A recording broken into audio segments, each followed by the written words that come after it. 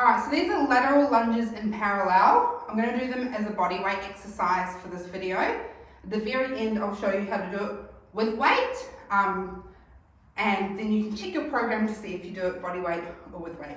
I love these for a warm-up though, but we often don't perform them the most efficient way, or we do it as a different exercise. It comes out as a different exercise, so bear with me. You're going to start with your feet together. We're going to step out to the side, quite a big step, and then you're going to bend into that knee, and then come back up. Then we're going to go to the other side. Because a lunge is when we change and we alternate sides often.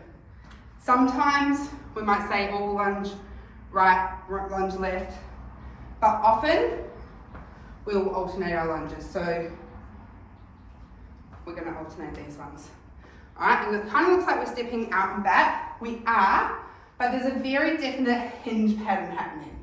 So I'm going to turn side on so you can see this time. As I step out and I bend, you can see I'm not staying upright. I'm actually taking my hips forward. And look, you can perform these in a lot of different ways. But we're using that hinge to come up and over. Yep. So the hips move back. The knee does come forward a little bit, but it's not, if we were staying upright to get the bend, what would happen is we'd often get like a twist through here. With the hinge, we're able to go and load further over to the side, which is what we're wanting to do, right? So, as with all exercises, there should be no pain through the knees, no pain through the hips, you know. Even though we're leaning forward, we're not letting the shoulders collapse over. So sometimes if you lean forward, you can start to see this kind of thing happening, or like coming down too far. We're only hinging back as far as the movement goes, and then we're standing back up again. Yep. Keep everything parallel. So that's the tricky part.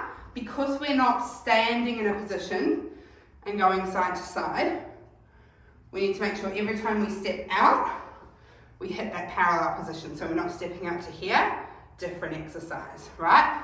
If you're finding it tricky to hit that parallel position every time, start with a wide stance and moving into it from this way. And then as you start to get stronger, feel that placement, you can start to move it into that side to side. One more thing to watch is where the weight is distributed through the foot. So because we're doing a hinging pattern, a lot of the time people might want to sort of lift up those toes and really dig into the heel. And yes, we have some weight through the heel, but we want to keep contact with the toes as well. So I really want you to think about when you're doing your lateral squat of pushing through the middle of the foot. All right, so the push is coming through there. It's neither forward nor back, but all of the foot, and thinking about that instep going into the floor. So when you're doing it with a weight, it's literally no different. You can have it as a goblet squat, coming out.